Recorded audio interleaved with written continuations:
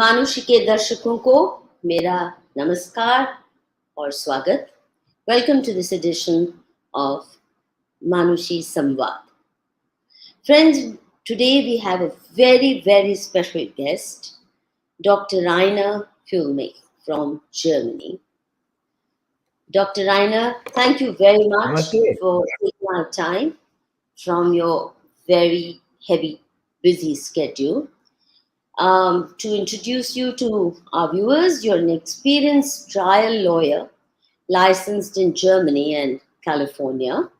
And most important of all, you have a long, big, illustrious career behind you.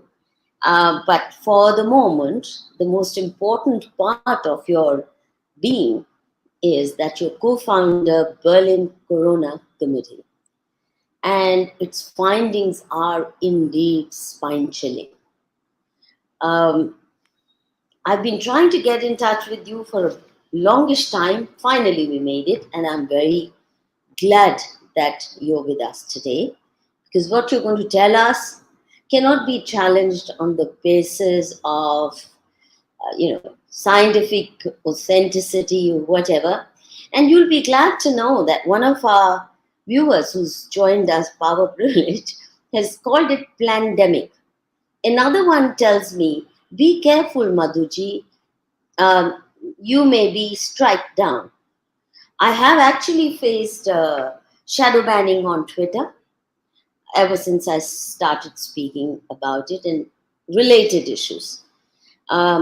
And Dr. Reiner, before I ask you to take over, I'd like to tell you that from day one, though I'm not a scientist, nor a medical practitioner, common sense told me that this is a hoax.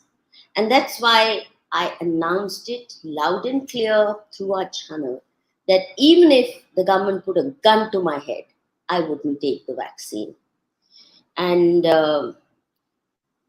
this hoaxy part of it, I was convinced when they started hounding the foremost Ayurveda specialist in India, Patanjali, and when they claimed that their herbal mixes actually would strengthen your immune system so that you could fight this pandemic like any other, like a flu or any other viral fever.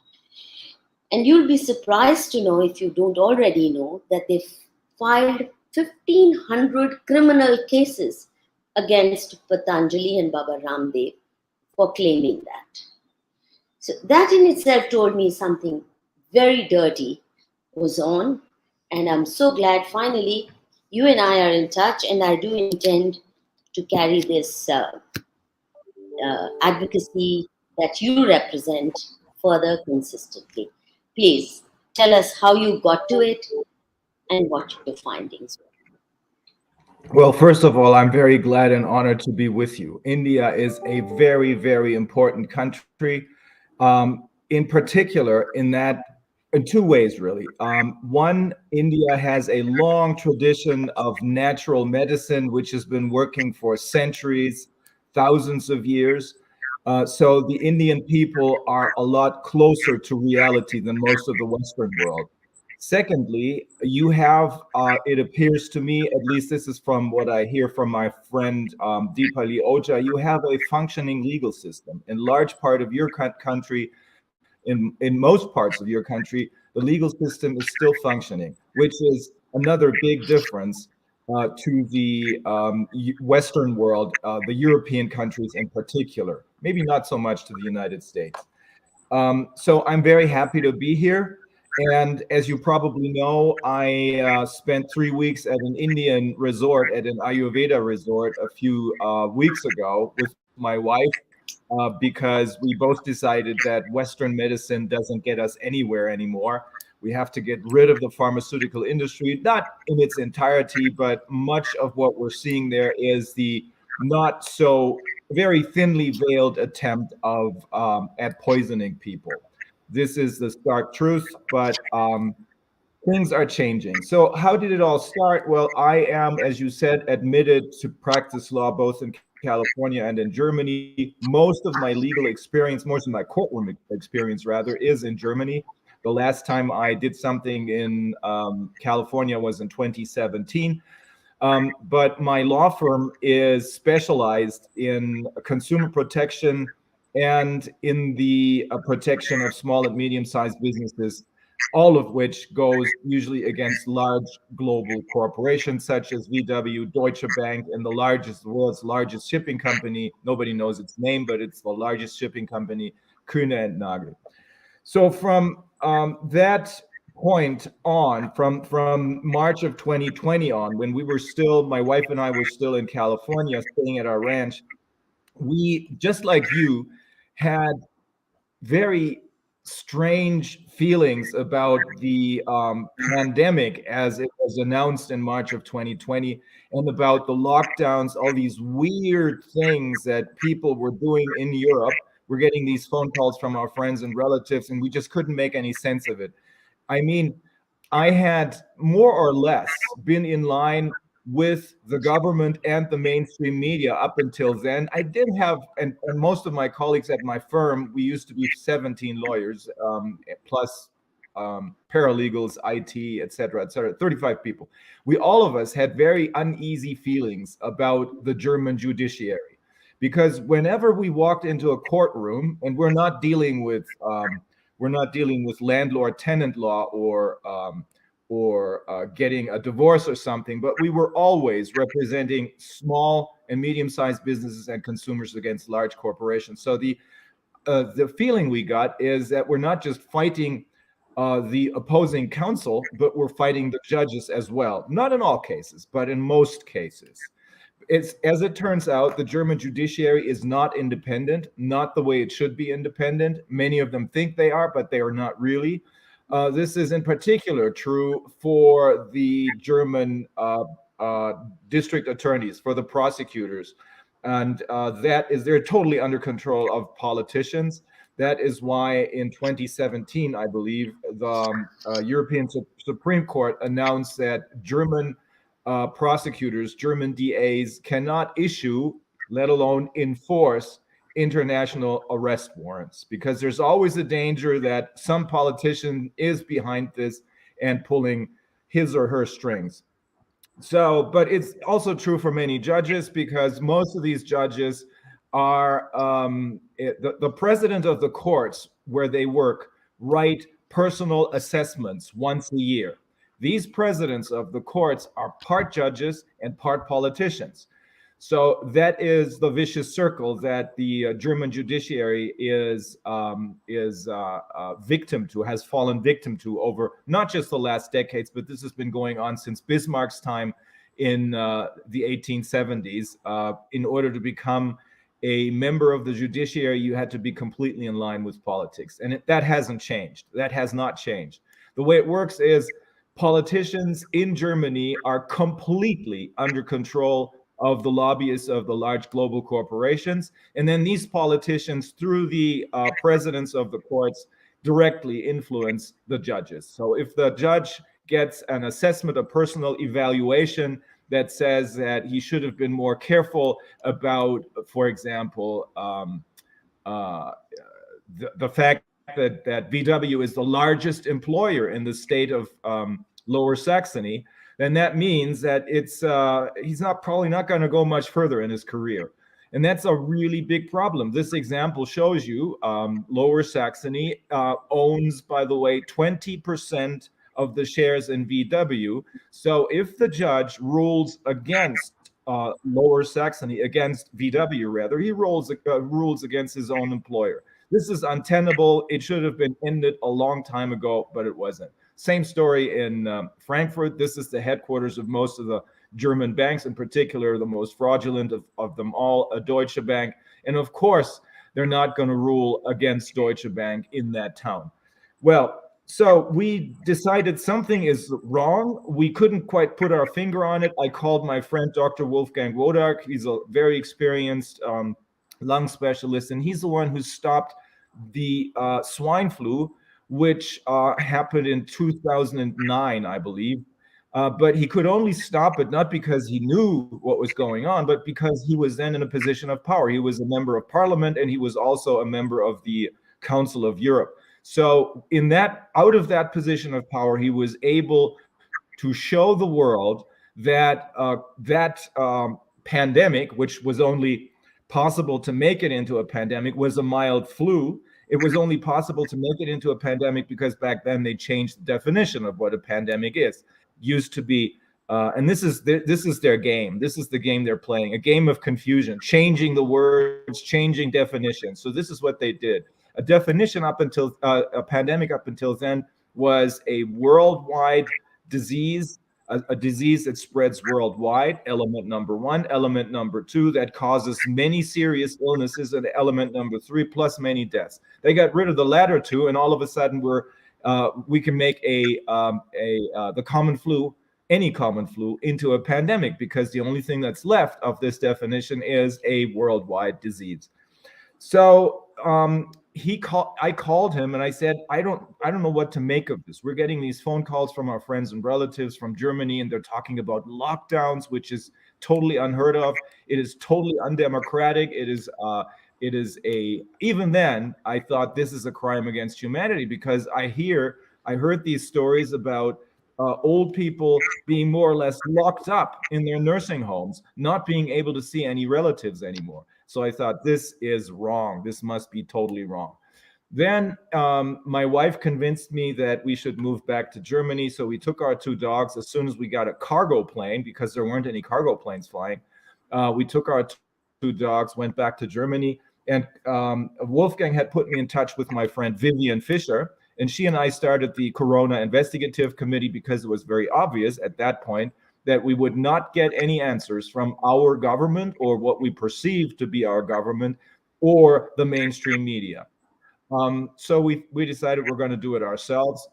Under normal circumstances, the Bundestag would have set up an investigative committee, but the circumstances weren't normal. Even then, they weren't normal anymore. So we did it ourselves, and we decided we would try and find answers to these three questions. How dangerous is the virus really? How reliable is the PCR test? And thirdly, how much damage do the anti-corona measures, in particular, which was envisioned even then, the vaccines, the so-called vaccines, how much damage do these anti-corona measures do? Well, in the meantime, we have interviewed we do this once a week on Fridays.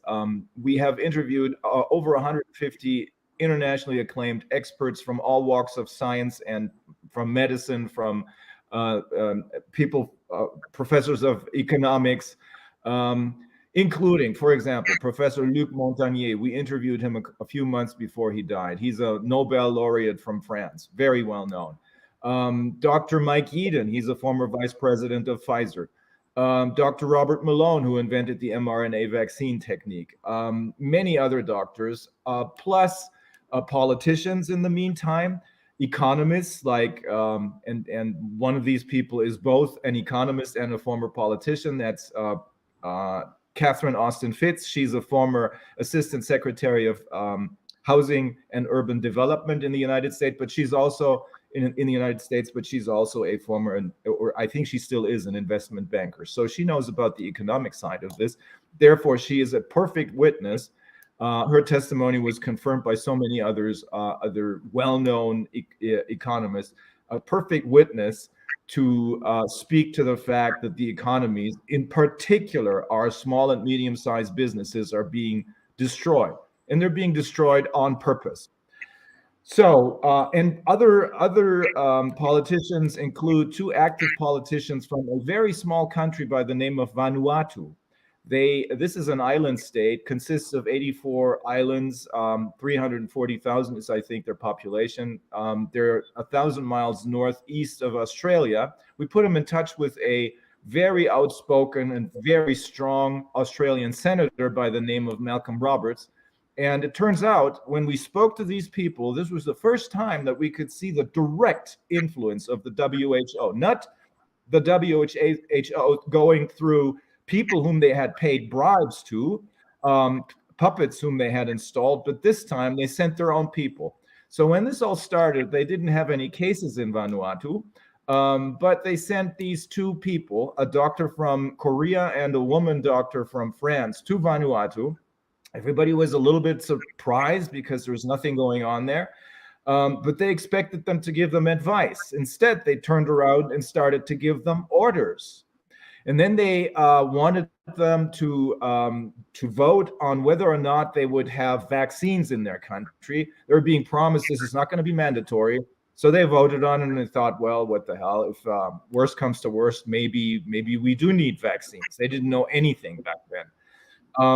So 50 out of 50 members of parliament, I think 48 voted in favor of vaccines. And then these two people turned around and made it mandatory and said, if you don't take these vaccines, if your people don't take it, you're not going to get any money anymore from the World Monetary Fund or the World Bank or whatever. So you can see that all of these NGOs, all of these global NGOs, they are together. They're in on this together. They're run by the same people who run the global corporations and who funnel their money into these global corporations and the NGOs, mostly through investment vehicles or hedge funds such as BlackRock or Vanguard.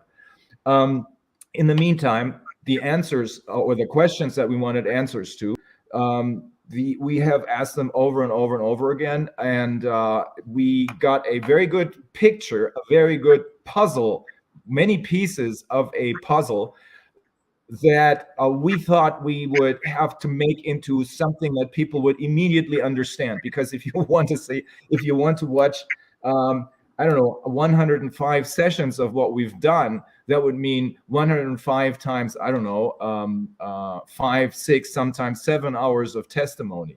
Of course, you can find it on our website. If you use the search function you use for certain names, you will find them. But the attorneys who then turned to us, international attorneys from all over the world, asking for us to put them in touch with these experts, all of us decided together that it would make sense to show this picture, all these little pieces of the puzzle in one legal proceeding. And we decided, at the advice of our colleague Ana Garner from New Mexico in the United States, we decided to use the legal process of a grand jury proceeding, of a grand jury investigation. It's a model grand jury investigation because we decided to do it outside the system, because we didn't expect to get a fair hearing anywhere in Europe, and we weren't going to take our chances in the United States either, even though the situation there is much, much better than it is in Europe. So we did this model grand jury proceeding. We had a number of international attorneys who participated in this. One is Deepali Ojha from India, very good, very bright lawyer with great experience. And this, I guess, has caught the attention of a lot of people worldwide. We will probably, if I'm not totally mistaken, we will probably finish up this grand jury proceeding, this model grand jury proceeding, on the 9th of June with our closing arguments, and then we're going to have a vote. The grand jury, which is the people, our viewers, will be able to vote on this. And the big question is the evidence that we have shown them enough for them to render indictments against these figurehead putative defendants that we have there? So what did we find out? Well, go ahead. No, firstly, I think Indian viewers are going to be shocked when they hear, or most of them, how compromised you describe the German judiciary to be. We are forever cribbing against our own judiciary, but to know that there are judiciaries in the so-called first world which are even more compromised is going to come as good news and a very bad news too.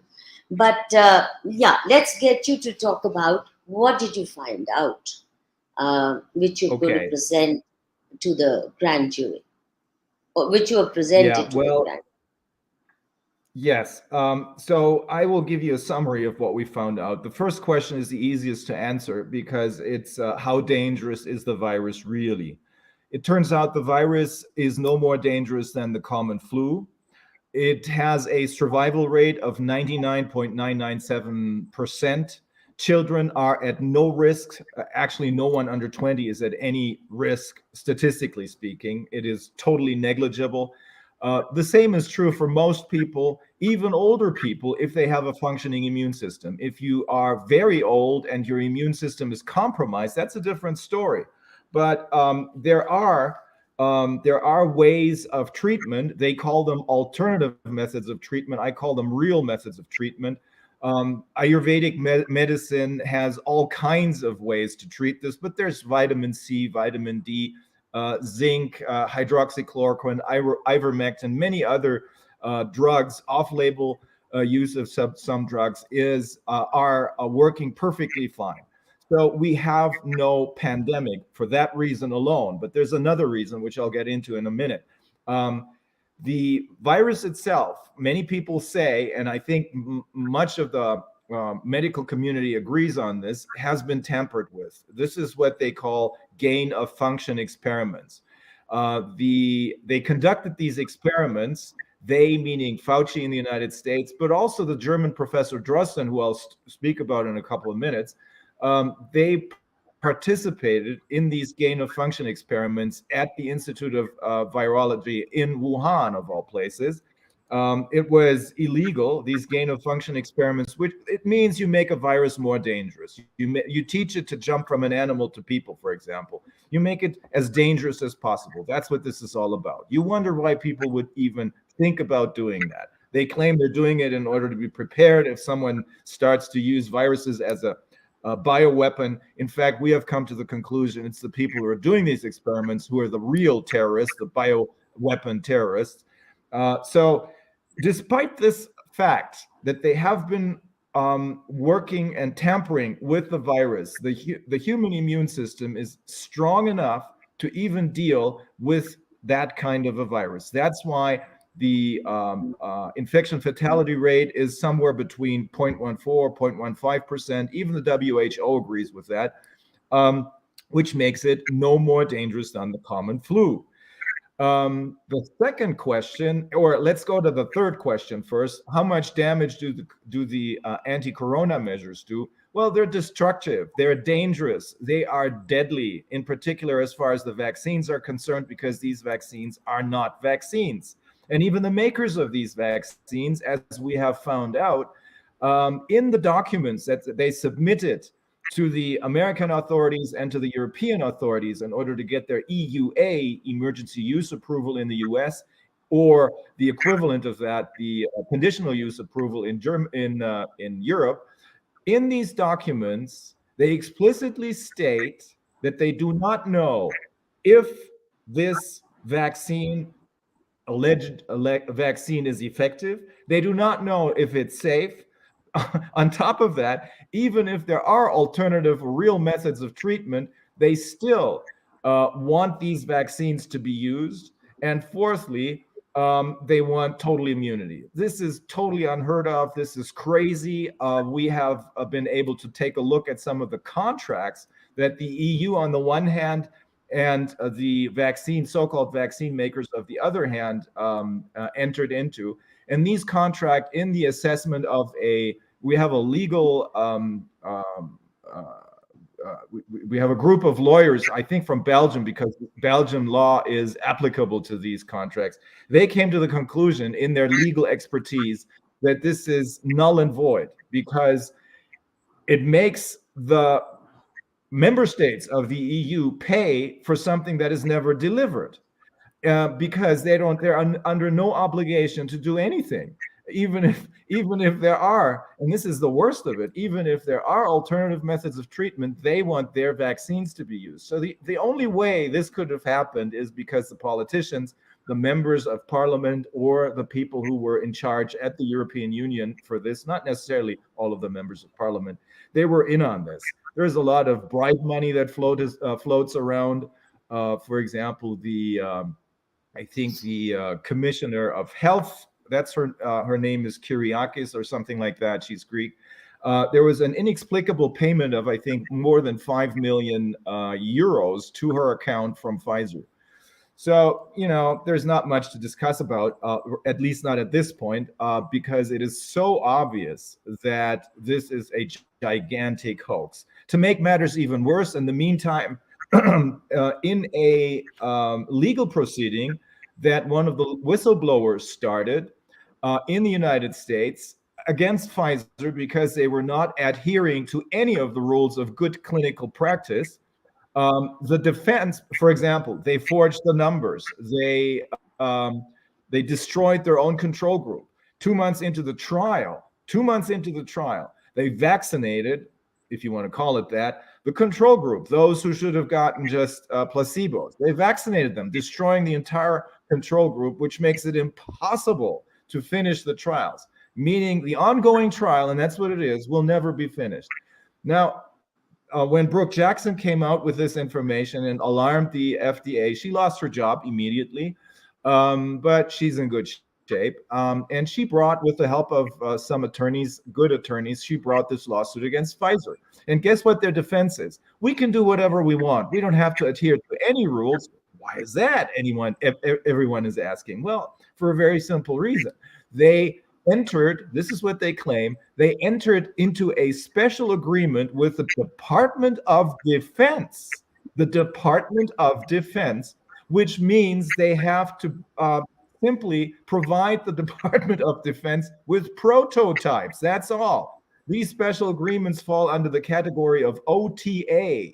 That means Other Transaction Authority. And according to their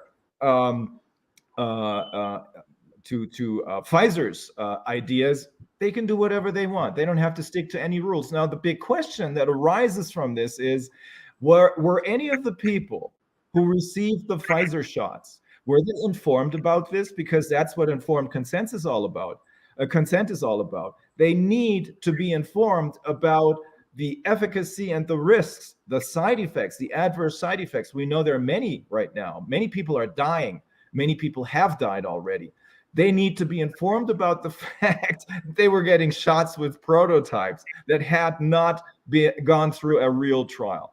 At any rate, to make a long story very short, the anti-corona measures are destructive, deadly, dangerous. Now, what about the PCR test? Because that was our most important question, because everything is based on these PCR tests. Everything is based on the cases that, as we now know, were created with the help of the PCR test. Why am I saying this? Well, the true inventor of the PCR test is a Nobel Prize laureate by the name of Kary Mullis, a very smart man. Unfortunately, I had never met him, so we were never able to interview him, but I've seen most of the interviews that he ever gave. He's a smart and witty man, intelligent. He is from, I think, Santa Monica here in California. Unfortunately, he died shortly before the Corona crisis, the Corona pandemic, as we should call it, started. He died in, I think, October of 2019. Now, he kept telling, and this is in connection with AIDS, HIV, which some people now claim is the precursor to what we're hearing and seeing now. Some people say this is precisely what happened then. It's the next step. But we will get into that. The Corona Committee will, by interviewing some of the doctors who were around at that time, one of them being Dr. Judy Mikovits, a very smart biologist who has had many personal interactions with Fauci and who knows exactly what happened then. So what about the PCR test now? Kary Mullis said over and over again, then in connection with AIDS, HIV, this test cannot tell you anything about infections. It cannot tell you whether someone is sick or not. It cannot tell you if someone is infected or not. It's a great scientific tool. It makes things visible to the human eye, which is invisible to the naked eye. But it is not designed for diagnostic purposes. And it used to say, and I think it still does say on the inserts of these PCR tests, that it's not approved for diagnostic purposes. But that's what they're using it for. And the reason being is that it's so easy to misuse this test. But the most important piece of information is that under no circumstances, no matter how you use the PCR test, can a PCR test ever tell you anything about infections. Why is that? Well, there are a number of reasons, but the two that we're using in most of the complaints that I have filed in Germany, and we're helping or we're cooperating with our American colleagues to do the same thing here, because the PCR test is the foundation of everything. If you get rid of it, you kick the legs out from under them. So the two reasons that I understand, and I'm not a medical doctor, I'm not a scientist, I'm just a lawyer who has to rely on experts' testimony. The two reasons I understand are the following. One, you need a whole virus. In order to be infected, you need a whole virus to enter your cells and start replicating there. That's when you also have symptoms. That's when you have a headache or a sore throat or a bellyache or diarrhea or whatever. You have symptoms. The only way you can be infected is when you have symptoms. There's no such thing. That's another lie. I'll get into that in a moment, invented by this now infamous Professor Drosten. There are no asymptomatic infections. But you need a whole virus to enter your cells and start to replicate. But that is not what this test finds, because whatever this test finds is only fragments of sequences, molecules of a virus. Why is that? Well, the swab that takes things from molecules from your nose or from your throat, when you look at these swabs, you can't see anything because the human eye, the naked eye, can't see anything. So what you do is you put them into a machine, but you destroy everything. You mush it, you squash it. That's why there's no whole virus left. So for that reason alone, whatever you test positive to cannot be a whole virus, but a whole virus is what you need in order to be infected. The second reason, maybe that's even more convincing, is this test cannot distinguish between dead and live matter. This is unscientific speaking, I know that. Live matter means a virus that can replicate. It cannot distinguish between dead and live matter, which means if you test positive, if the test picks up traces, fragments of the coronavirus, because that's the only thing it's looking for. It's not a multiplex test. It only looks for the coronavirus. So if you test positive, it is very possible, very likely rather, that you test positive because it finds fragments of your body's immune system's fight against the common cold or against the flu, because coronaviruses are also in most common flus and in most colds. This may be the result of your body's, the positive test may be the result of your body's fight against the common cold, which may have happened, I don't know, 4 or 5 months ago, but it does not mean that you're infectious in the sense of contagious to other people. So for these two reasons, there are more, but for these two reasons, it doesn't test for whole viruses, but you need a whole virus in order to be infected, and it cannot distinguish between dead and live matter. There's no way that a positive test means anything as far as infections are concerned. In fact, even the American CDC agrees with that. And in one of their publications, I think it's from July of 2020, they explicitly state so. They say two things in this publication. One, you need to have symptoms in order to be tested. And two, even if you're tested positive, it doesn't mean that the symptoms that you have are caused by the coronavirus. There are other pathogens. So what should have been done in these cases, first of all, you should never have tested anyone who doesn't have any symptoms. Mass screening of perfectly healthy people doesn't make any sense, unless you want to create cases, of course.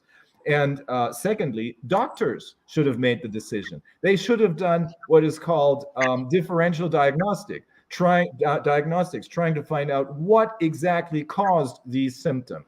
So for these two reasons, it cannot tell you anything about infections. And here comes the kicker. It can be this test can be very easily misused, and that is exactly what was done in order to create panic and fear and give the World Health Organization an opportunity to declare a public health emergency of international concern, which is a pandemic. Why is that? Well, in order to make whatever is on the swab visible, as I said, you have to put it into a machine. Then you have to magnify what's in the machine. This is called cycles of amplification, 2, 4, 8, 16, 32. But at a certain point, it makes no sense anymore. It becomes totally unscientific because you see nothing or everything by amplifying through these cycles of amplification. Pretty much everyone seems to agree now that at 24 cycles of amplification, this is the threshold. This is where you should stop. You shouldn't go any further than this, because beyond this, even the New York Times agree, and all scientists agree, beyond this, things become totally unscientific. It's the end of the line. 24 cycles of amplification. Even the Frankfurt Public Health Agency says we disregard everything beyond 24 cycles of amplification. At 35 cycles of amplification, this is what Dr. Mike Yeadon tells us. Everyone agrees with him, including Professor Kemmerer of Würzburg University, Professor Dolores Cahill, Dublin University, et cetera, et cetera, et cetera. At 35 cycles of amplification, you end up with at least 90% false positives. 90% false positives. That's at 35 cycles of amplification. Now, the Drosten test, which became the blueprint for all the other PCR tests because it was recommended by the World Health Organization to the entire world, the Drosten test was set at 45 cycles of amplification. So what do you expect?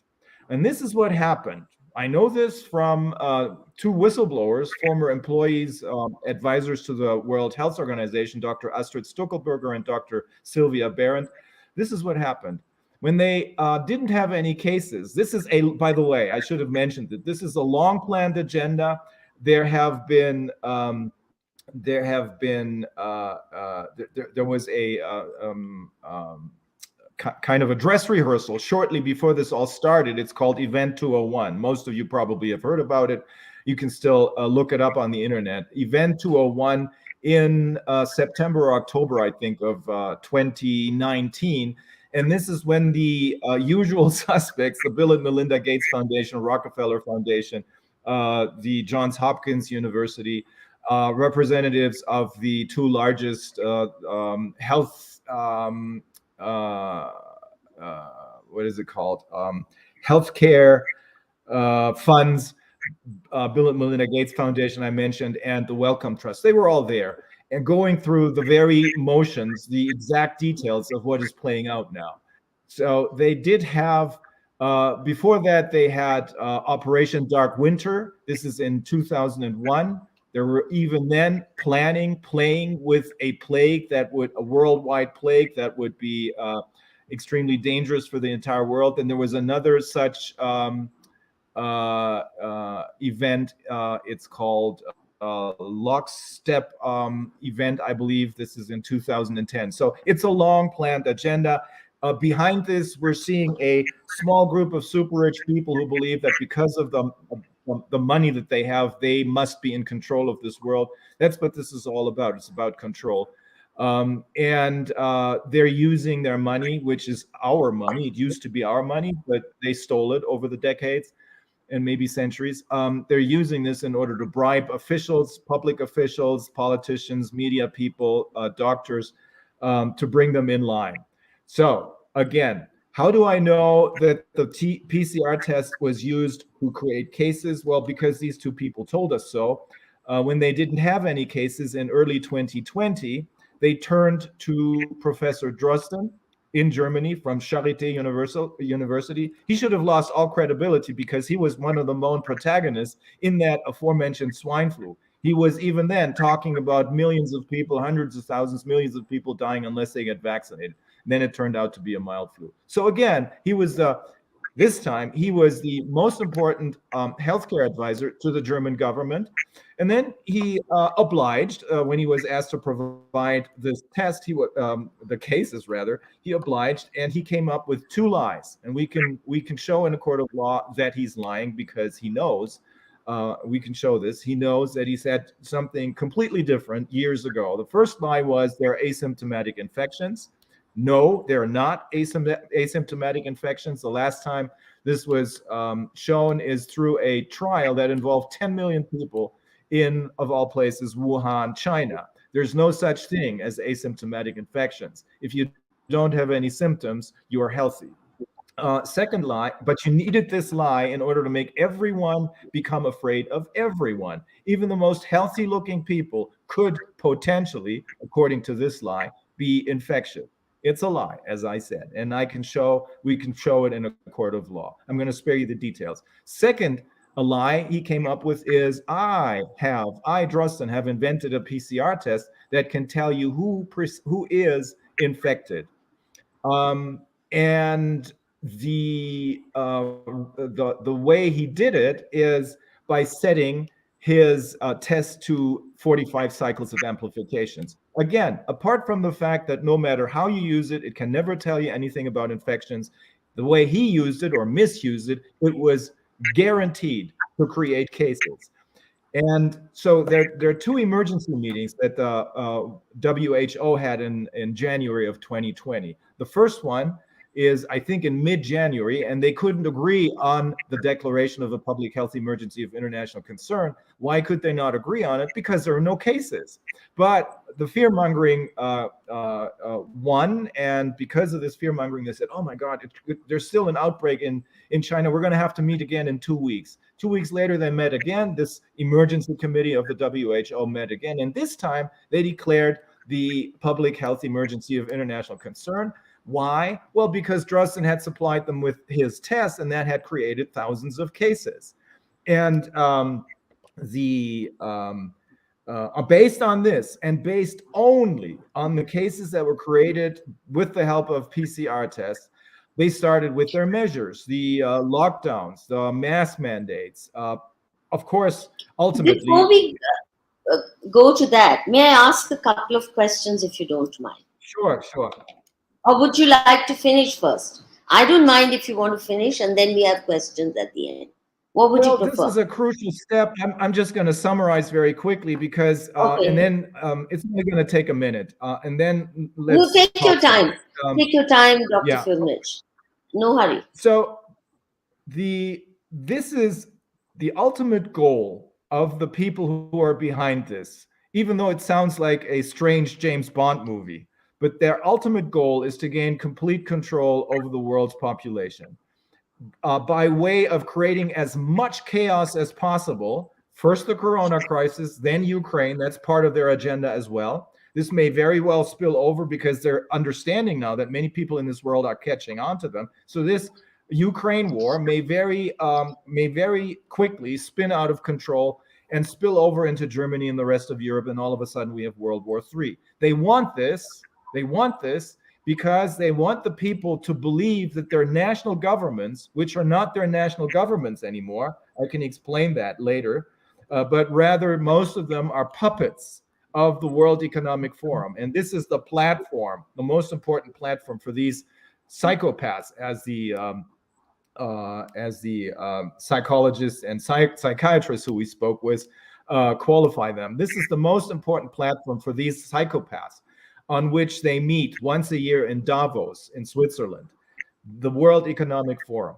So these politicians are being used as fall guys, basically, meaning they are bound to fail in whatever they're doing. As you can probably see from the interviews that are being done with Joe Biden or with Kamala Harris or the German Chancellor or the German Secretary of State, most of these people either don't know what they're doing anymore, they've lost their senses, or they're simply stupid, obviously stupid. So they're bound to fail, and this is designed. This is by design. They want them to fail so that ultimately the people will agree to a one world government under the UN and a one world digital currency, which is theirs, of course. The UN is now more or less owned by the World Economic Forum, and the banking system, the banking mafia rather, is owned by these very same people.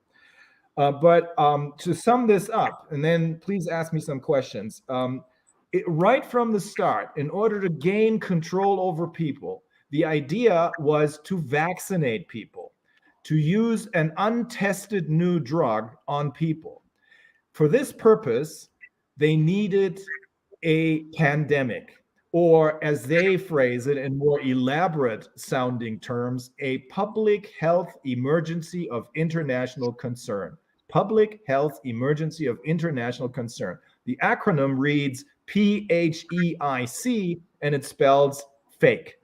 So there you have it. It's in your face. It's in our faces what they're doing. They're probably laughing their heads off right now.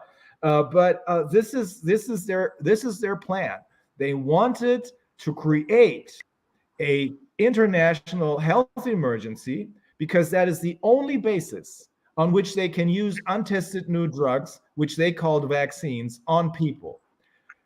So again, they needed cases. For that purpose, they needed someone to create them. They used Drosten and his invention of the PCR test. They needed these cases because they wanted to declare this international health emergency, and they needed that because, according to their own rules, all of them are freely invented. Nothing about the World Economic Forum, the World Health Organization, the UN, nothing has anything to do with democracy. And according to their own rules, only based on an international health emergency can they use untested new drugs on people. That's what they were after right from the start. All the other steps that came in between, the lockdown, social distancing, mask mandates, they were designed to scare people, to make them believe that we have a real problem, because if we didn't, people wouldn't be wearing masks, et cetera, et cetera. So that's in a nutshell what this is all about. I can tell you about the World Economic Forum and its Young Global Leaders program, but go ahead, please ask me some questions. Yeah, firstly, my first question to you is, how did and when did WHO turn rogue?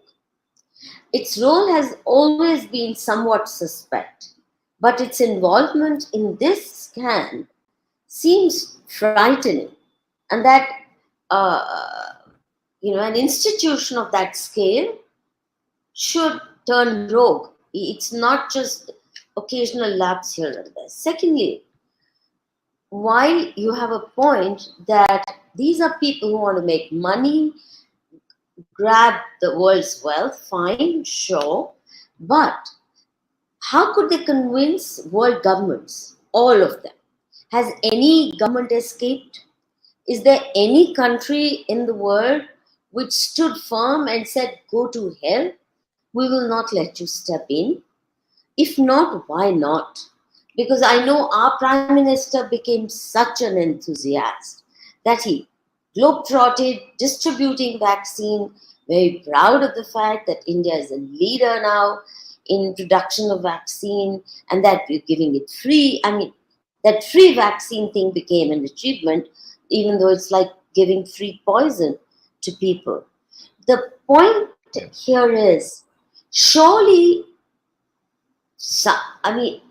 what about the opposition in every country? I mean, it surprises me that, for example, even those who hate Modi in India, who are anti the current regime, never raised this issue, which would be a very genuine issue if they actually brought to public notice all that you're saying, which is already in the public domain.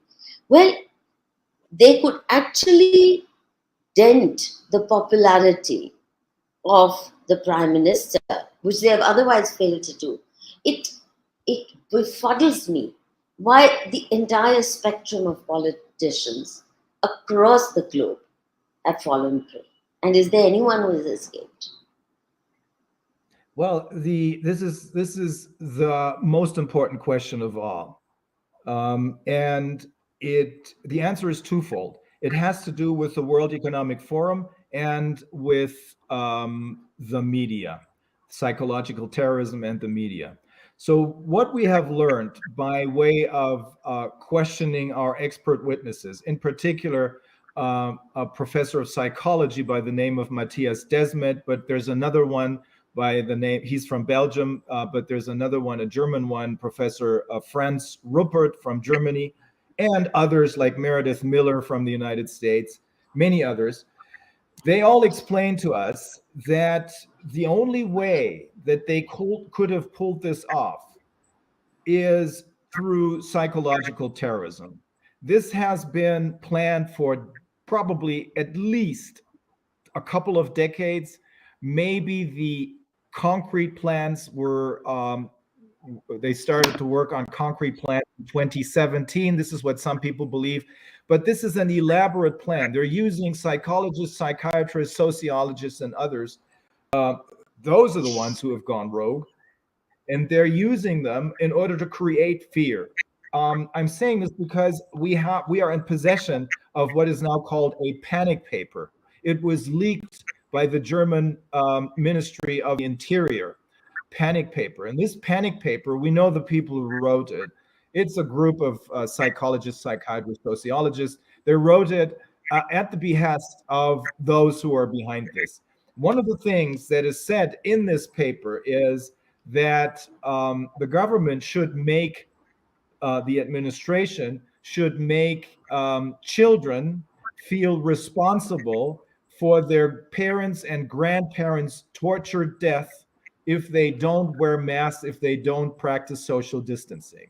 That is how evil this is. So that's what's behind this, a very elaborate panic mongering plan to put people into panic. Robert F. Kennedy Jr. At a rally which he and I attended in Berlin talked about the Third Reich and how Hermann Goering, who was a major player, one of the main war criminals in the Third Reich, was asked, how did you manage to do this? How did you manage to turn this whole population around and make them either participate or look away? And he said, oh, it's easy. It doesn't have anything to do with communism or capitalism or any other form of government. It's fear. Fear alone does it. If you manage to make people afraid of everything and everyone, they're going to do as they're told. Most people, not all. So this is reason number one. They're using psychological terrorism in order to keep people in a constant panic, in fear mode. Reason number two is they're using the mainstream media as a means of transportation, as a means of conveying this message. They have bought all of the major mainstream media. That's why they're all singing the same tune, sometimes even verbatim singing the same tune. That's why most people who are beginning to see through this, who wanted real information, don't even turn on the mainstream media anymore, don't even listen to our politicians anymore, but rather, if they want real information, they look at the alternative sources such as yours or ours, the Corona Committee, or Del Bigtree, his Highwire in the United States, and there's many, many, many others in most of our countries. The mainstream media are dying. They have been dying for a long time, and this is now they're in their death throes, but still they're an important tool. And as far as all the politicians are concerned, the World Economic Forum was founded in 1971 by a man by the name of Klaus Schwab. At least this is what everybody thinks. He's the one who wrote The Great Reset. He's the one who is one of the major players in this. I don't think he's one of the people who are pulling the strings. Maybe he thinks so, but I don't think so. But the truth of the matter is there's more to this story. This is really not a European creation by Klaus Schwab. Rather, when he was at Harvard in the 1960s, his father, who helped Hitler, who tried to help Hitler develop the atomic bomb, Klaus Schwab, in turn, tried to help the South African government do the same thing when they were under sanctions in the 1970s. So when he was in the United States, he went to Harvard in the 1960s. There, he met Henry Kissinger, and he participated in a CIA-funded program. And this CIA-funded program was designed to change the American foreign policy with respect to Europe. Up until then, it was nuclear deterrence, and it continued to be nuclear deterrence. But in reality, they decided to influence European politics, and that's why they chose Klaus Schwab to set up the World Economic Forum, and that's what he did. In the meantime, this World Economic Forum is the most important platform for the other side, because this is where all the global corporations, all the politicians, the media people meet. It's a very incestuous game. They call it private-public partnerships, but what it is in reality is a hostile takeover of our public institutions has taken place. Why am I saying this? Well, in 1992, this World Economic Forum started its own production facility for their politicians. They call it Young Global Leaders Program. Yeah. And the first two to graduate in 1992 were Angela Merkel and Bill Gates. Others include Tony Blair of Great Britain.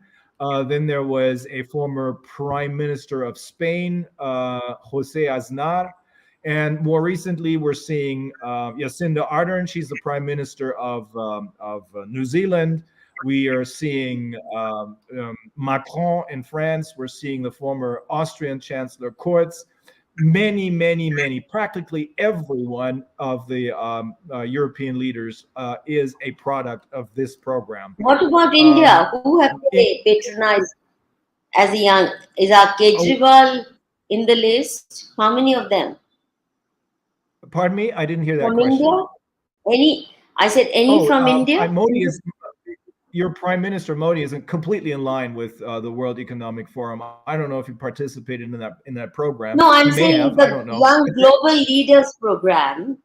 Are there any celebrities from India who are part of it? I know a few people who went for that. I would have to forward to you the list of the graduates of this program. There are Indians among them. I've seen that, but I will have Corvin send you a list of these people, and then you'll see who is a member of this elite club. This is not an elite. These are predators, really, in essence. They're not an elite. They think they're very smart, but if you look at Joe Biden, if you look at Kamala Harris, if you look at our Secretary of State, Baerbock, if you look at our Secretary of Health, well, there's no questions. There cannot be a question that these people are not very smart. But at any rate, this is how they're doing it. Psychological manipulation or mass formation. This is what Matthias Desmet calls it. It's very, very important.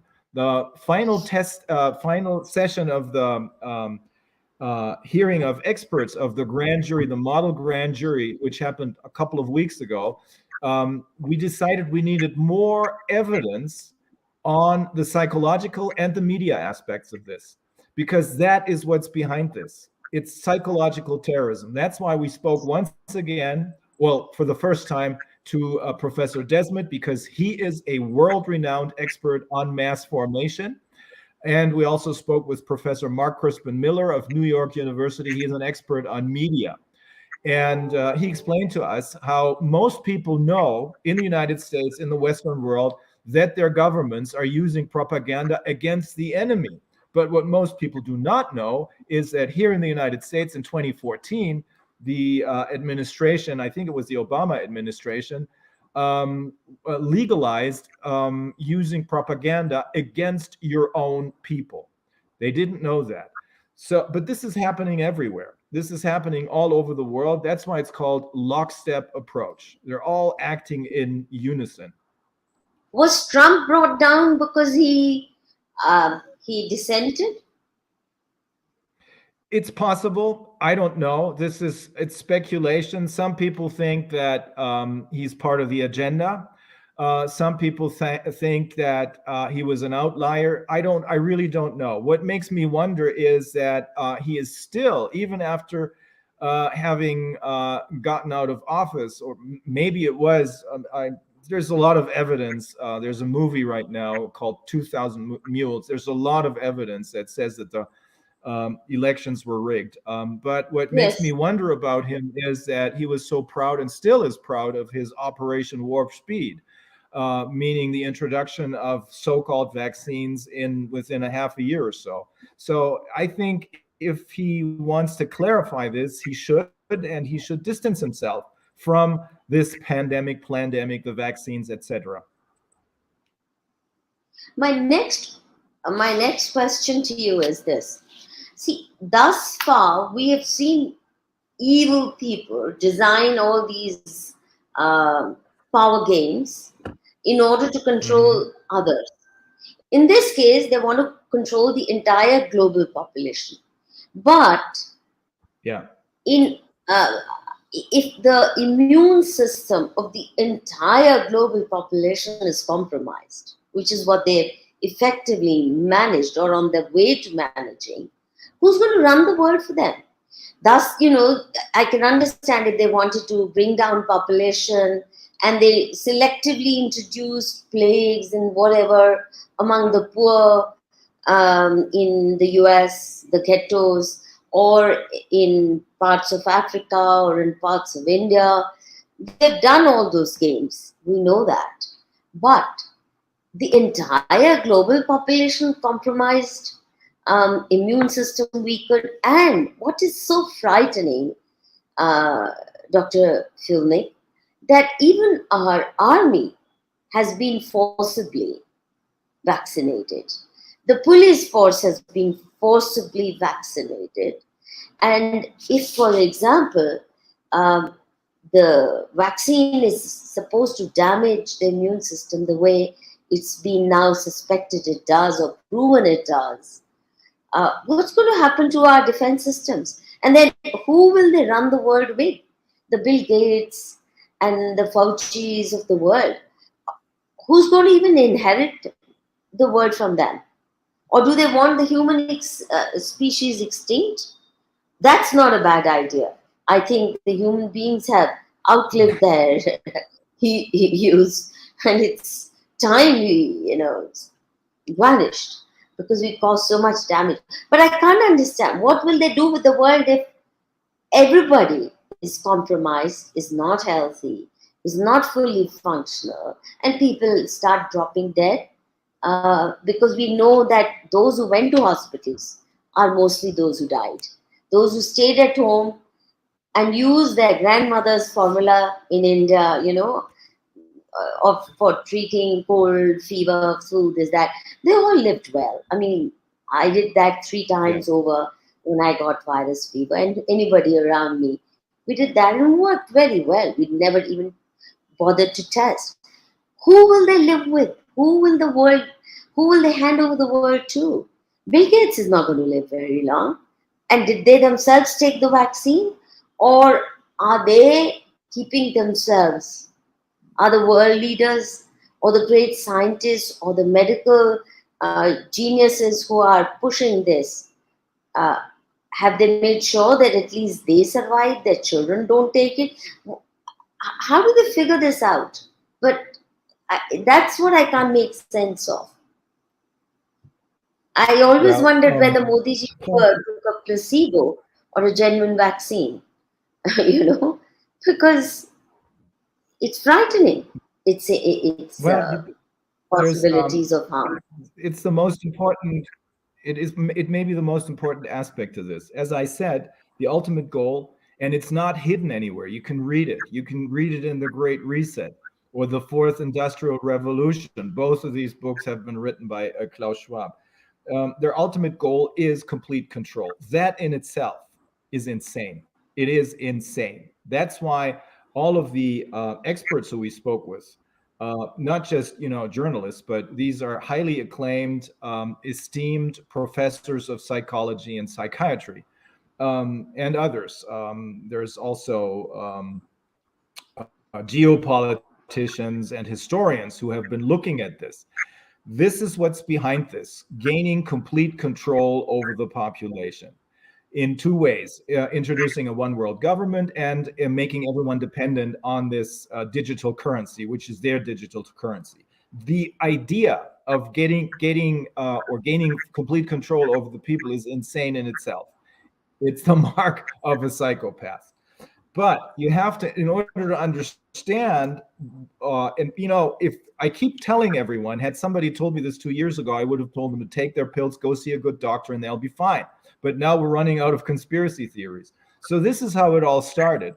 In the 1850s or so, when Charles Darwin was around, he came up with this theory of survival of the fittest. That is how eugenics started, how the idea that some people are better than others, how this began to gain foot and traction.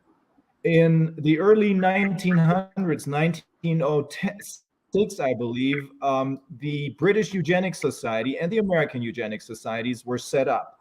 A lot of super rich people joined it.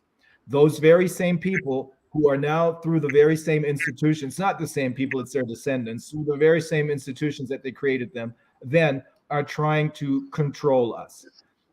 Hitler, his war, the Third Reich, he did not invent eugenics. He didn't invent it. It was invented, it was an Anglo-American invention. He was the one they chose to push eugenics. The Anglo-American financial mafia, most people don't know this. I didn't know it before we spoke to these experts. The Anglo-American financial mafia, Anglo-American oligarchs, industrial oligarchs, IBM, for example, they financed Hitler. They financed Hitler's war. At the same time, they also financed the Russians. So they financed both sides of the war, which makes good sense if you want to make money. So that is what's behind this. That's what's driving them. The conviction that some people are better than others. We do know that they want to reduce the population because they've been talking about this for a long time. By all means, but they're not castrating. Dr. Reiner, for that, you can use other population control measures. That's not what they're doing. Yeah, what? They're compromising everybody. If it's about eugenics, then they should at least have spared first world people and say, let's empty the world of poor people from Asia and Africa so we can then lord over the white superior races. But that's not what they're doing. They're playing the same game with their own people.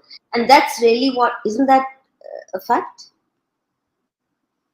They don't trust anyone. You have to keep in mind these people are psychopaths and sociopaths. They don't trust anyone. There are speculations. I don't know what to make of this, but there are speculations that they think that 500 million people is enough.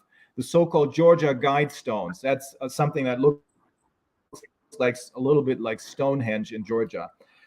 It has one of the inscriptions say that 500 million people are enough. So why not get rid of everyone else? At the same time, so at least 500 million people should have been spared.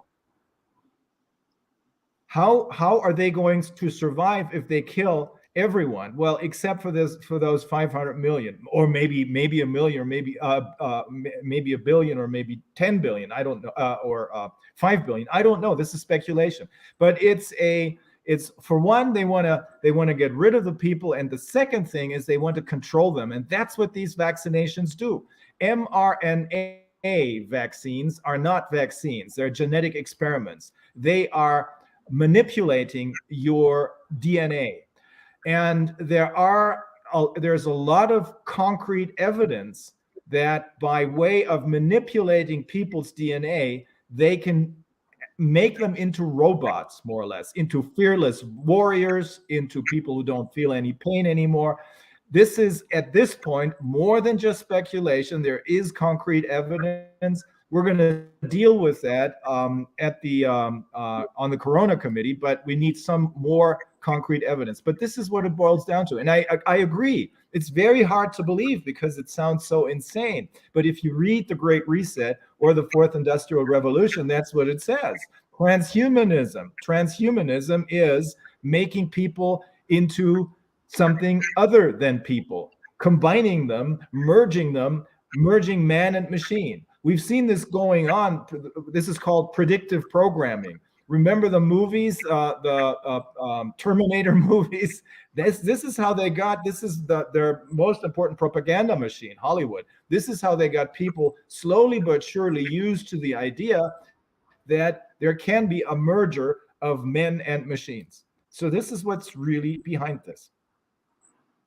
Okay, by all means, but at least they should have spared their favorite 500 million or 100 million to allow them at least to be healthy. But strange logic. Now, the next, I'm currently admitted for medical treatment in this Premier Institute of Ayurveda in Delhi. And the sad part, it makes me very sad, that because it's under the government of India, supported by the Ayush Ministry, Even here, they forced everyone to take the vaccine. The staff could not join duty if they didn't take the vaccine and wear masks. Masks, I mean, apart from me, everybody's masked still in this Institute of Ayurveda. And sadly enough, even though this institution claimed that it can cure, and they were given the task of setting up a corona ward as a research exercise with great difficulty, but they still had to follow the entire protocol, you know, and the doctors themselves had to take the vaccine. These are Vaidyas having to take the vaccine. So the absurdity of it really strikes me. And when I point this out, obviously I'm seen as a crackpot because, well, if the government says so, well, it must be right.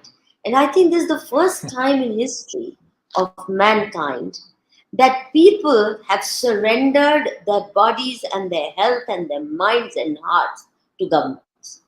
Earlier, they would surrender certain parts of their conduct, like, left side driving, don't do this. Then there were few commandments that state machinery issued. But this one is about total surrender. And the ease with which this surrender has come is in itself frightening. It tells me that the so-called modern education system actually prepared the global population for this surrender. You believe what they teach you. You follow the curriculum of knowledge that the government sanctions. This was never the case for millennia, And now it's all about what the government dictates. And if the government says, do this, you must, just as you must drive on the left side of the road in India and right side in the US, because that's a safer way to. So it's willing slavery of even the medical profession, because most doctors themselves have taken it. Surely they should know. All the MDs of India and America, surely they should know. How is this madness taken over? Has any country stood up to it? Because Israel, you said, 85% of cases of admission to hospitals are those who had double dose. So it's not a protection. It's very clear. People are dying. One of my relatives lost his eyesight from soon after the corona second dose. And yet, there isn't sufficient resistance. How come?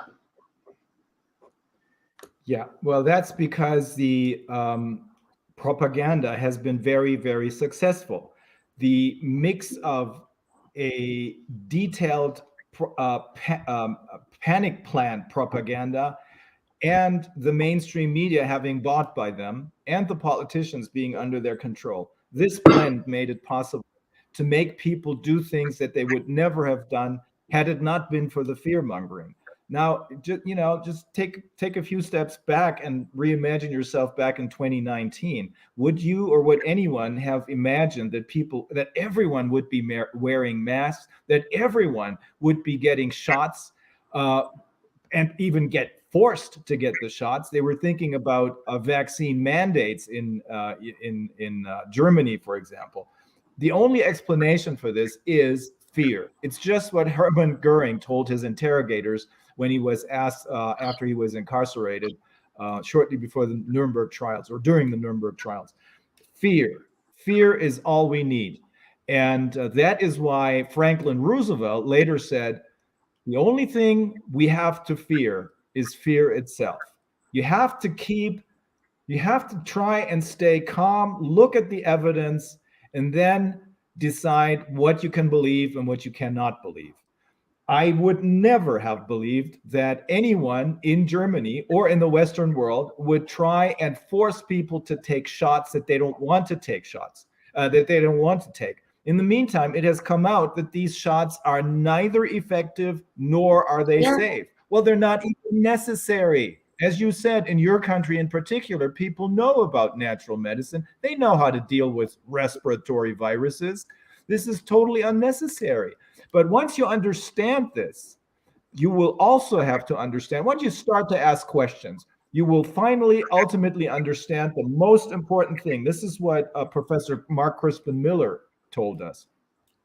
As long as you start thinking, as long as you're still thinking about, oh, maybe they made terrible mistakes, maybe they just don't know enough, you're in a trap. You have to understand that these people are not making mistakes. Some of the people who they're using, yes, sure, they're stupid or they're just bribed. But the people who are behind this are not making mistakes. This is intent. This is intentional infliction of harm. This is malicious infliction of harm. It is mass murder. It is genocide. That's why we spoke with Holocaust survivors, with people from Israel, who all agree on this. And as you just pointed out, the inefficacy of these vaccines can easily be shown by looking at the UK and Israel, two of the most vaccinated countries. In the meantime, more than 90% of the people who are hospitalized with symptoms, meaning they're really sick, they have symptoms, not just asymptomatic positive tests, whatever, but more than 90% have gotten 2 shots and even gotten the booster shots. That explains everything. Even now, people refuse to take a look, or many people in Germany, I think 60% of the population, maybe 70% of the population, refuses to look at what is right out there in the open. All of the adverse events, all of the people who have serious problems. We just heard from one of the doctors that it's between 2 and 3% of the people who got vaccinated have very, very, very serious problems. In the US alone, between December of 2020, this is when the vaccinations, the so-called vaccinations started, and July of 2021, 500,000 people died after getting the shots. We have one pathologist who is now cooperating with 50 more pathologists worldwide. His name is Professor Burkhardt. He performed autopsies on people who died after getting the shots. And it turns out that I think in 70% of the cases, he was able to explicitly state, yes, the cause of death is the vaccine. In 20% of the cases, it was likely, and only in 2 cases, I think, the vaccinations had nothing to do with. Could you repeat the figure? You said in 70% of cases, he could say the cause of death was vaccine. 70% of the cases that he performed autopsies on, people who died after vaccination, he came to the conclusion that yes, this was caused by the shot, because it kind of leaves a fingerprint. It leaves a fingerprint in your body. Here's and the worst comment of it from is, one of, yeah, please finish. The worst of it is, as you already mentioned, none of these so-called vaccines are safe or effective. None of them are necessary. But the 2 mRNA vaccines, Moderna and Pfizer, what they definitely do is they shut off your immune system. They shut off your immune system. Yeah. Meaning some of the experts have told us that after the booster shot, the 3rd shot, if you're lucky, 30% of your immune system is still there. But if you're not lucky, it's gone, which means they have created the problem and now they're trying to fix the problem. They created the problem by way of the PCR test. By way of the PCR test, this PCR test made them a lot of money. Not them, they don't need it, but the puppets who they're using from the healthcare industry, etc. And now they're solving the problem by selling us their toxic products. This is a way of life. I have come to this conclusion because I used to do a lot of medical and pharmaceutical work at the University of Göttingen. It's their way of life. The pharmaceutical industry is a deadly, a criminal industry. Very well said. No doubt about it. And the farther you stay, actually, again, Baba, I'm reminded of Baba Ramdev.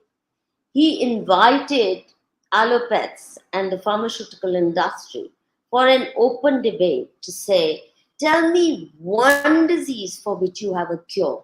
All you do is symptom management. Tell me one disease you can cure. And he says, I can tell you how many Ayurveda, yoga, meditation, all combined, and lifestyle, which is what yoga teaches you, that they do cure. And even serious illnesses, there's evidence. And what do they do with him? They file criminal cases against him. They don't debate with him. They don't come and give evidence. And that's why I'm petrified even of a simple aspirin or paracetamol. So if I get fever, I don't touch it, because even paracetamol, there's not a single drug they have invented which doesn't have deadly side effects. Deadly, not one. So the arrogance, I don't understand why people who themselves are affecting their health but are medical professionals, why they couldn't It is. resist. But tell me, which are the countries that have shown the highest level of resistance? And is the resistance growing? Could you give us an idea about that? Well, yes, in as far as I know, the highest level of resistance is shown in the United States, because here you have, I would say, between 50, maybe more than 50% of the people who are not in line with the government anymore. And here's why I believe that this is the place where the war will be won. The actual battlefield may be Europe, because of the danger of this Ukrainian crisis spilling over into Germany and the rest of Europe. But this country here in the United States, where I am right now, this is where the war will be won, because what happened on April 18th is, well, on April 18th, a federal court in the state of Florida decided that the government, the CDC in this case, does not have the authority to ask for, to issue to order mask mandates, to order mask mandates. On that very same day, you may have seen the video clips. People were cheering and celebrating and jumping up and down with joys while they're on the planes. The flight attendants, not just the passengers, lots of people. In the meantime, if I look around, 90% of the people are not wearing masks anymore. That tells you how the true feelings are. So our estimate, it's not just my estimate, but our estimate that 50% of the people, maybe more, are not in line with the government anymore. Maybe they don't know everything that we know, because of course not everyone can conduct a grand jury investigation or can do a Corona committee like we did it. But there are other sources of information, and they turn to these sources of information. Like I said, it's Del Bigtree out here with his Highwire and other people. CHD have their Defender, many other people. So that's why I think this is the country where it'll come to a head. But there are other countries, many Latin American countries are rising up. Brazil, I hear, is turning away from the WHO. There are other countries in Eastern Europe. They, in fact, have a very low vaccination rate there, maybe 15%, no more. And why is that? Well, I spoke to a couple of members of the European Parliament. One of them is from Croatia. The other one is from, I think Bulgaria or Romania. And they said, well, the reason why you don't understand what they're doing to you is because you're so far removed from a totalitarian government. You're 3 generations removed from it. It happened 80 years ago in World War II. Here in Eastern Europe, we're only 1 generation removed from totalitarianism. So we still remember vividly what it's like. We do not trust our government. That's the reason. And that's why there are a lot of countries in this world, and more Vanuatu, I think, is going to turn around and show these people the door. As a very small country, it should be very easy for them. We're going to help them with that. Brazil may do the same thing, and this will then catch on in other parts of the world. But the true solution that the true path to a real solution is not so much the legal efforts, which are important, of course, but rather it's the people understanding what is going on and then setting up their own parallel system in their regions, in their communities, and in their regions, because that is what democracy is all about. We need tailor-made, custom-made healthcare, education, judiciary, and economics. Tailor-made in our regions. We do not need anyone from far away, the World Health Organization, which has no democratic legitimacy, or the UN, which has no democratic legitimacy, or any other of these NGOs telling us what to do. We know what to do. Each and every one of us has to understand that we have our individual sovereignty, not just our national sovereignties, which the WHO, as you probably know, tried to take away. It didn't quite work that way, but we, all of us, have to realize each and every one of us can do something. We can stand up, we can get the information we're getting. You know, it reminds me of this very catchy, sexy slogan that feminists used in the West: my body, my right. Where did this Very right good. go when it came to Yeah. this? This is so essential, you know, taking charge of your own healthcare. And it's not just my responsibility, it's also the inherited wisdom of generations that I imbibe. It's there. Ayurveda is just that. It's just that. And they want to kill it. And it Yes. really worries me that our Prime Minister took WHO head to this facility they set up for Ayurvedic research in Gujarat. He took him there. And what business does he have? I mean, unless the mafia wants to take control of Ayurveda research also. But I see it as a sign of great worry that Yes.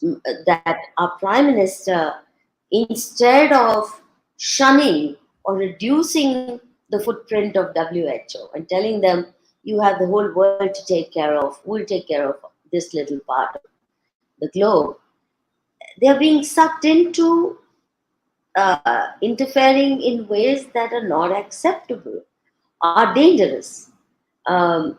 You're in touch with a few groups who are challenging it legally, but I don't see any signs yet in India of mass resistance where they tried, like people, rural India, they tried to escape and they sent the police, they dragged them out of their homes.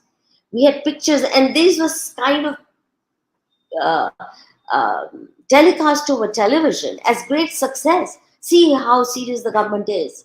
They're actually dragging people who are being irresponsible, literally dragging people who are running into bushes, they were running into forests, anything to escape, but they dragged them out. And this time, also, do you note?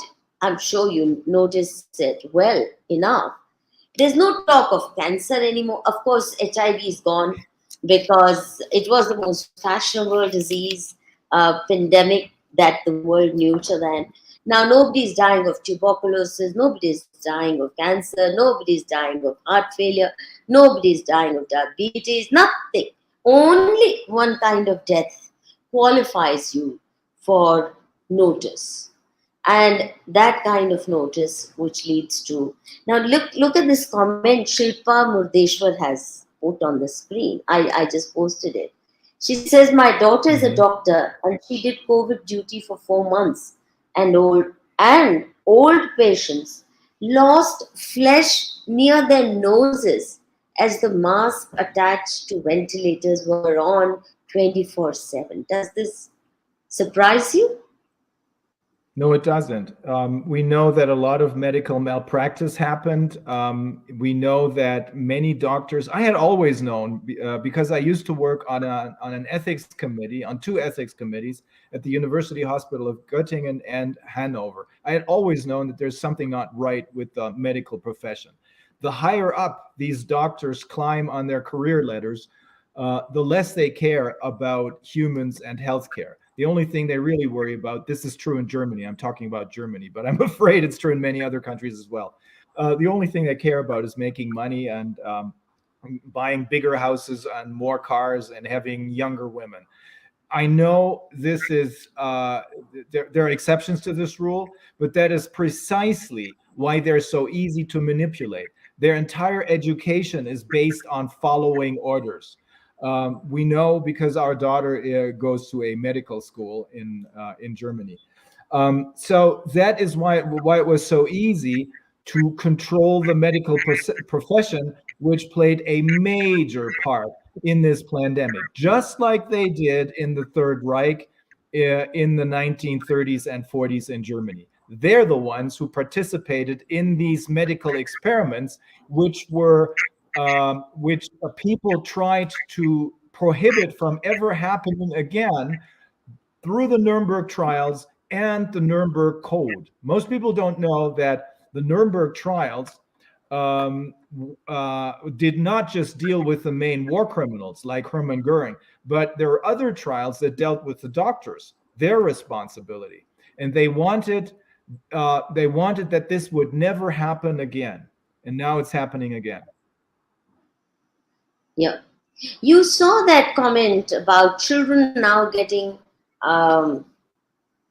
very complex respiratory problems thanks to, I'm sure, again, it's no surprise.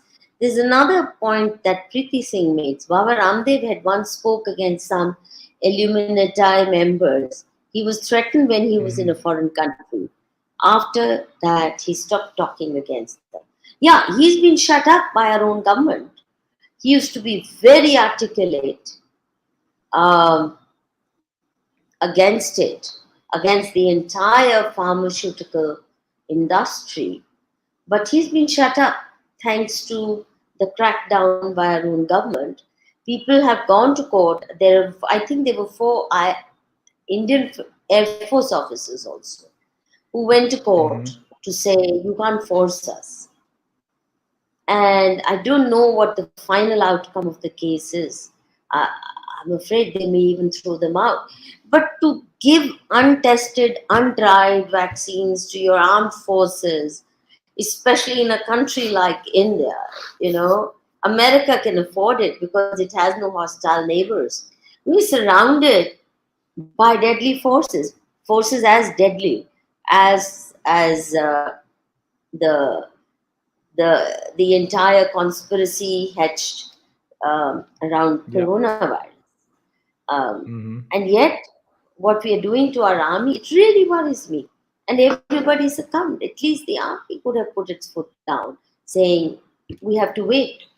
We have to wait till it's proven. So where are we now then? What are the next steps you foresee? Well, there's still more and more cases that are being filed, legal cases. Again, that's one of the reasons I'm here in this country. I filed a number of cases in Germany. I helped file, or not just I, but my colleague Viviane and I, and the group of international attorneys. It's not just myself, it's a group of people. We're not alone. And there are many, many people like you and I out there. They can't shut each and every one of us up. But we're continuing with these cases. As I said, the case that was won in the state of Florida had a huge impact. And the most important consequence of this is that the people showed how they feel about it. If 90% of the people then take off their masks, that tells you a lot about how badly the mainstream media are lying to us. But even more important than the legal efforts that are still being undertaken, and more of such legal efforts will be undertaken. You're making progress in India as well. There are 3 major criminal investigations going on against Bill Gates for mass murder, as Deepali Ojha explained to us. This would never have happened in Germany. Impossible. The judiciary is just too corrupt. I'm not saying every one of them is corrupt, but most of them. But the most important thing is that the people get the truth, that the true information is disseminated far and wide so that more people are waking up. That is what's putting them under pressure. That is why the other side, now that they're realizing that many people don't believe in Corona anymore, and many people don't believe in Corona 2.0, which is this monkeypox thing, that's why they're realizing, oh my God, on to us, we're going to have to come up with something new. And that'll probably be the war in Ukraine. Your voice went suddenly, but is it true that there are nanochips in the vaccine? That's my last question. In some of the vaccines, some of the experts who we work with, biologists and others, they took a look at the vaccines, at the vials. In some of them, there were nanoparticles. In some of them, they found even graphene oxide. What we do know is for sure the spike protein's in there, and that is extremely toxic. Your body's immune system can easily deal with it if it attacks here, which is what a respiratory virus does. This is when your immune system kicks in. The nasal mucosa and the mucosa you have in your mouth, that's the immune system. That's what protects you. But if you bypass that and inject this very toxic spike protein directly into the body, that's when it becomes really dangerous, because as we now know, they lied to us when they said it stays at the injection site. They lied to us with respect to how long does the how long does the production of spike protein goes on. It happens all through the body, and it goes on for at least 60 days, probably much longer. But again, what was your question again? I'm sorry, I got lost here. My two questions. One was about nanochips, because this control mechanism that they want, is it true, as is being widely alleged, that there are nanochips in the vaccine? And my second question, not related to this, but this is something you referred to time and again, the war in Ukraine. You've obviously tried to connect the two, but could you elaborate a little bit before we wind up? Yes. As far as the nanoparticles are concerned, yes, there are nanoparticles in these. No, nanochips. I don't know. I know that one of the people who we spoke with, an Israeli scientist, says yes, there are nanochips in some of the vials, but we do not know. There's a lot of speculation. And you also have to keep in mind that there are a lot of rumors out there. They're deliberately spreading rumors because they want to appear omnipotent. They want to appear as though they are so far advanced that there's no use of us fighting back at them. Well, there is. We will send them straight to hell, which is where they came from. The war in Ukraine, yes, this is part of their agenda. It is part of their fear-mongering. They have to keep us in panic mode. If they cannot keep us in panic mode, more people will start to think and wake up and ask more questions. And we'll come to the very same, maybe they even watch our Corona Investigative Committee, corona-investigative-committee.com. You can see each and every one of the experts whom we interviewed, the politicians. The last session we had, we interviewed Cardinal Vigano, a very, very respected, a highly respected man from Italy with the Catholic Church. And he too said, yes, of course, Ukraine is part of their agenda. Here in Europe, or over in Europe. No. 1 second. Please explain what you mean by Ukraine is part of their agenda. Could you elaborate on that? The war that's going on there is some people say a proxy war. Instead of NATO and the West, the Americans directly fighting the Russians, they're using their Ukrainians for that. We spoke to experts who are directly on the ground, Russians, Americans, soldiers, high-ranking officers, and they told us the following. $5 billion were spent on training the Ukrainian armies by NATO and the US over the since 2014, I believe. $5 billion. Part of the money, of course, is bribe money. The European politicians who are almost all of them creatures of the Young Global Leaders Program, are pushing very hard for war. They want war. That's why Sweden has, Sweden and I think Finland, who are not members of NATO, are going to join NATO now. Switzerland has dropped its neutrality. They are also supplying either money or weapons to Ukraine. At the same time, we know that NATO and the American forces, or the American officials, know very well that they trained, some of the people who they trained, 600,000 soldiers, but many of them are actual Nazis, members of this so-called Azov regiment. Back during World War II, there was a group of people under a guy by the name of Stepan Banderas, who helped Hitler and who is responsible for the death of thousands and thousands of people. His descendants are the ones, and the people who back then believed in Nazism are the ones who still believe in Nazism. And the Americans and NATO and the Western governments, they know about this. They know that they're supporting Nazis there.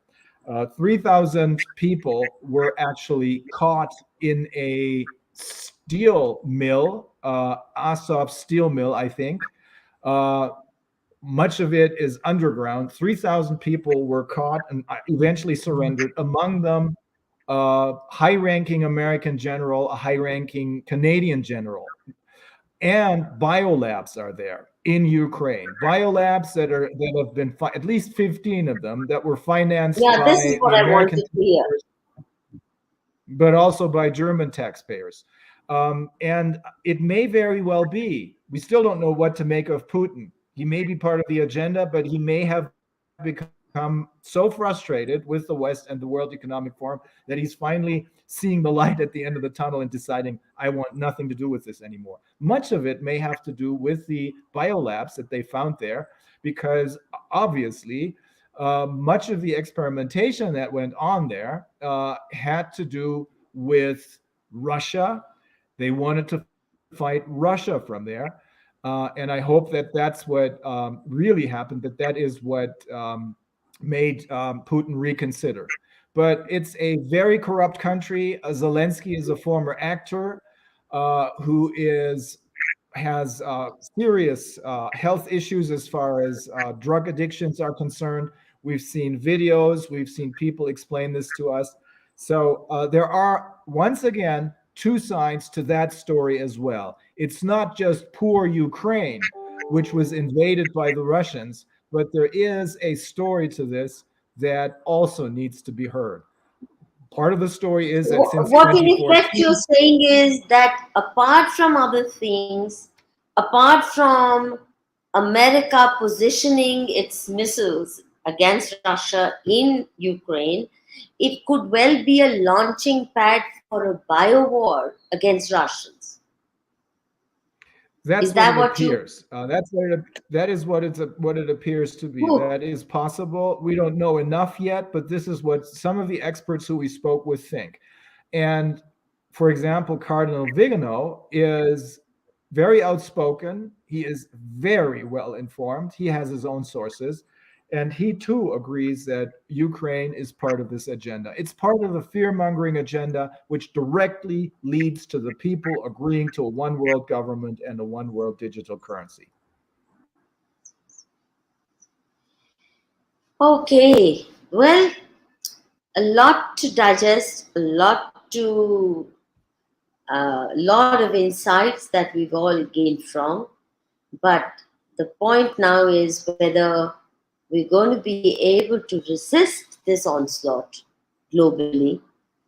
India, in a way, is best equipped to do so because that wisdom is still available and practiced widely. And many of those who took the vaccine are now coming back to Giloy and Tulsi and all those traditional herbal brews. So in terms of offering the world solutions to their illnesses, self-inflicted as well as nature inflicted or lifestyle inflicted, India has a lot to offer. And I don't know where China will stand in all this. Um, Hard because to tell. originally it was seen as the culprit. Now it turns out there are bigger culprits around. And China appears a bitsy player in comparison. Would you agree? I don't know what to make of China. They're very hard to figure out. But if you look at what happened in Shanghai, where they locked up their people, if you look at how they're now even going after the pets, um, uh, collecting them for what purpose? Well, if you look at what's going on there, I don't trust their government.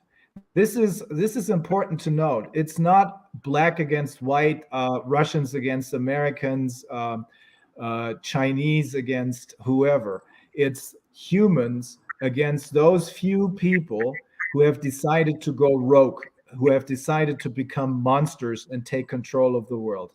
If all of us unite, and that's what's happening right now, they do not have a chance. They do not stand a chance. They're running out of time. They're under a lot of pressure. We're making big progress. Every day, we're making big progress.